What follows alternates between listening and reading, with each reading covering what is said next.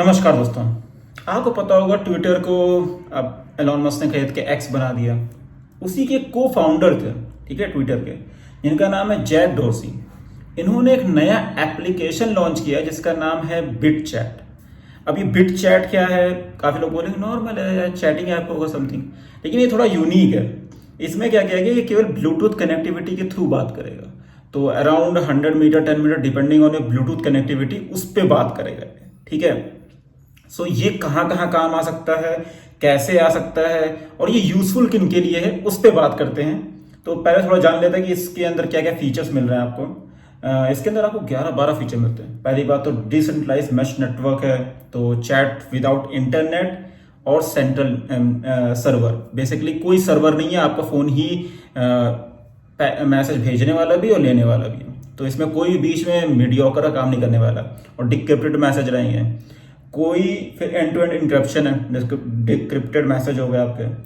और channel based group chatting कर सकते हो और उसको रूम कंट्रोल को एक बंदा कर सकता है, जो भी मतलब बनना चाहिए channel owner. Store and forward offline peer receiver message once they come back online, ठीक है। तो ये भी एक ऑप्शन है कि अगर कोई ऑफलाइन है तो ऑनलाइन जब आएगा तब उसको मैसेज मिल जाएगा। तो ये कैसे वर्क करेगा, मतलब कुछ चीजें होंगी, जैसे कि आप अगर अभी 10 मिनट के रेंज में आपने मैसेज भेज दिया, वो ऑफलाइन है, ब्लूटूथ ऑन नहीं है उसका, वहां से आप चले गए, तो क्या वो मैसेज आपके ही सर्वर में मीन्स आपके फोन में स्टोर था, उसके पास पहुंचा नहीं, वैसे भी दिक्कत हो सकती है, मतलब डिपेंडिंग, ठीक है। फिर उसके बाद आता है कि कुछ डाउट्स हैं, लेकिन अभी वो क्लैरिटी के साथ नहीं, फ्यूचर में पता चलेंगे जब ये एप्लीकेशन सबके डिवाइस में होगी तब ज्यादा अच्छे से जानकारी मिलेगी इसकी।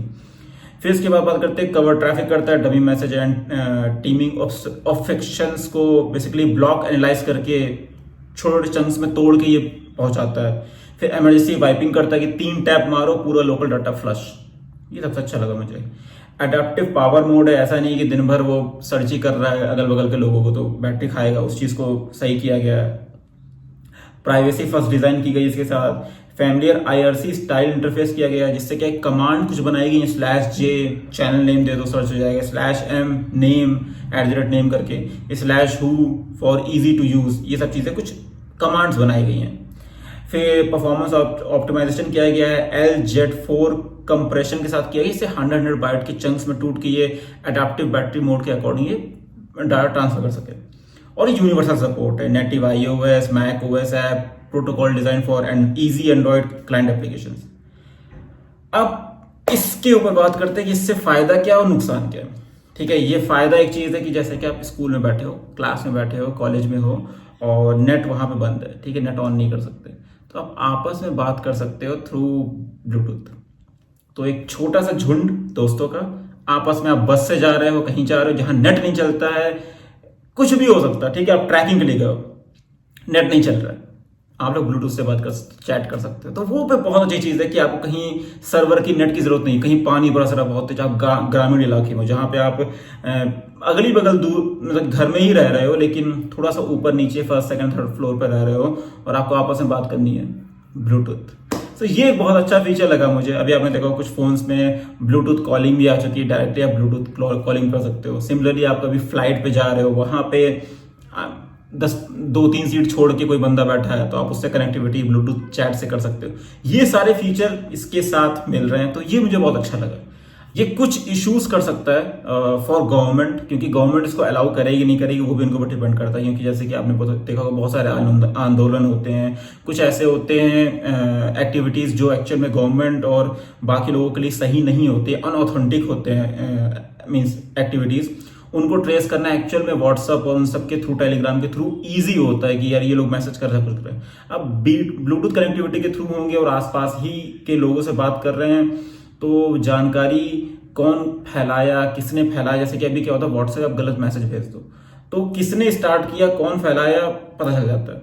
इसमें ये चीज हो पाएगी नहीं हो पाएगी, क्योंकि डाटा आपके मोबाइल में स्टोर हो रहा है, 3 बार टैप करने से डाटा फ्लश हो जा रहा है। तो अगर पहला बंदा जिसने ये स्टार्ट किया उसने दूसरे को भेजा, दूसरे ने तीसरे को, तीसरे ने एक ग्रुप पर डाल दिया और फिर उसके बाद सबने और फैला दिया और फिर स्टार्टिंग के 5-6 लोगों ने उसको ट्रिपल टैप करके हटा दिया। तो क्या कभी भी बैक ट्रेस हो पाएगा डाटा, किसने ये स्टार्ट किया था, किसने गलत काम किया था?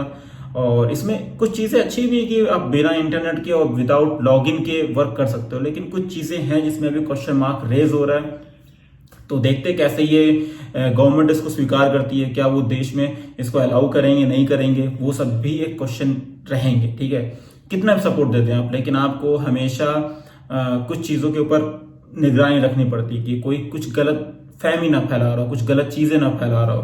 तो उन सब चीज़ों के लिए एक बाउंड्री सेट होती है।